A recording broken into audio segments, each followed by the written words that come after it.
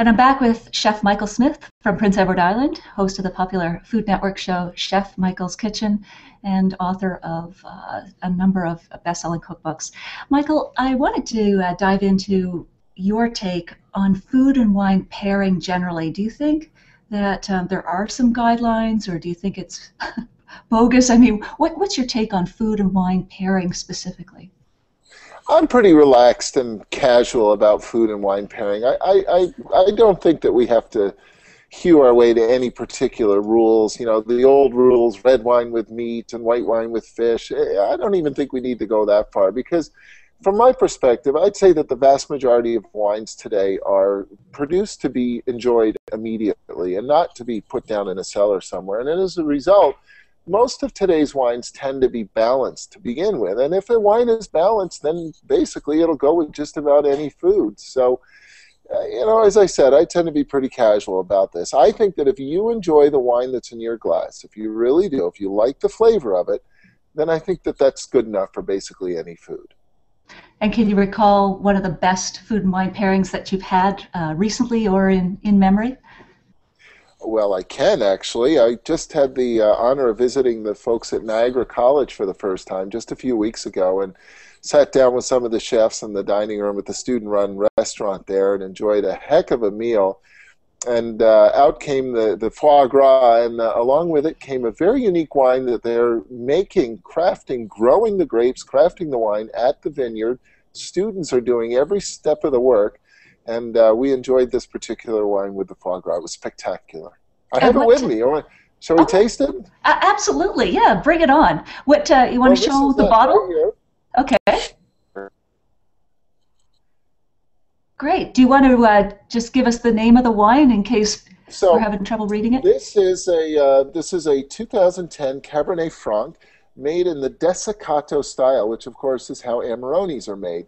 Now, I tend to be a big, bold flavor guy, and I really like Amaronis. It's definitely one of the top wines that we enjoy around here. We drink it all the time. Really enjoy that sort of dried grape, almost raisin wine is how I describe it to my friends. And I have to say, I was pretty excited when I discovered that anybody in Canada was making wine that way, Desiccato style. And as a result, this wine starts off with a bit of a head start, if you will. The juice that's going in is quite intense, quite concentrated. It comes from raisins before the wine is actually made. This is a hell of a wine. Huh. 2010 Cabernet Franc Desiccato from Niagara College.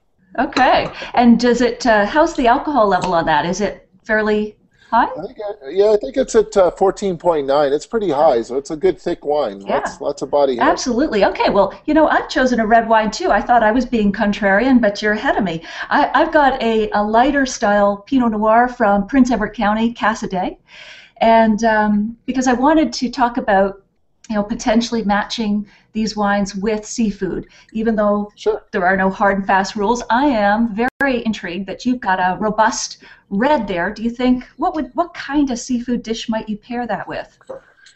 Well, again, I think it works best when the food itself is balanced as well. So I would expect to see some fairly vibrant flavors on the plate. I don't think that this would necessarily work perfectly with just a little bit of lemon juice and, I don't know, a sprinkling of fresh dill or something like that. That's fairly light, but you start getting into some bigger, bolder flavors, maybe tapenade crusted halibut served with grilled asparagus or the like. I mean, now we're starting to get into, I think, a territory where this crazy, big, huge red wine would actually work with fish. Absolutely. And would you... any differences for you between wines that really go swimmingly well with shellfish versus fish? Natalie, I don't make that distinction. I'm so easy to go. Just give you a good... have red wine before dinner. We're just going to keep on drinking red wine, whether there's shrimp or beef on the table. We're pretty casual about it.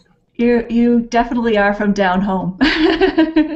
No, that's great. What else? What else might you pair with that?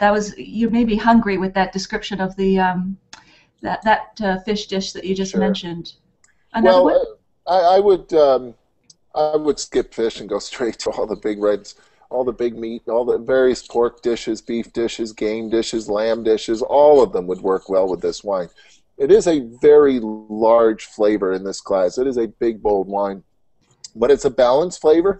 So again, I think it works with just about any food. And when you say balance, what does that mean for you in a wine? To me, it means that it's not particularly harsh on the tannic side with the red wine. That those tannins have mellowed out quite a bit. The aging has kicked in. Um, it's not too strong on the fruit side. It's not jammy or over the top. It's balanced with a bit of alcohol. The alcohol itself is not too high. It's not sort of thick in the mouth, if you will. It's just got that nice round, hey, I like it flavor going on. Yeah, absolutely. And I must say, just to on this Casa de Pinot Noir, I love this. Well, I love Pinot Noir in general. That's my personal favorite style of wine. But I think this goes well with lighter fish dishes, including just a very simple salmon or seared tuna. I know those are Sure. meatier fishes, but I think that really works too because we always think of white wines when it comes to seafood. We That's do, great. and I'm not dismissive of trying to pair a particular wine with a particular fish. There's no doubt that we can delve all the way into those sort of intricacies, but I'm also suggesting that we can be just more general choices. If you like a good red wine and you like what you're doing with your fish, chances are you're going to enjoy the two together. But if you're trying to impress somebody, some of those old classic rules work very well too. Yeah, absolutely. Good way to summarize it. Just before we wrap up this discussion, Michael, I'd like to ask a bit of an offbeat question. If have another drink, maybe. If your home was on fire and your family was safe, what prized keepsake would you grab before running out of the house? Oh, I'd probably go get that bottle of 81 Chateau Mouton Rothschild. Oh, very good. I thought you were going to say your extra special knife or something, but good on you. Get the wine.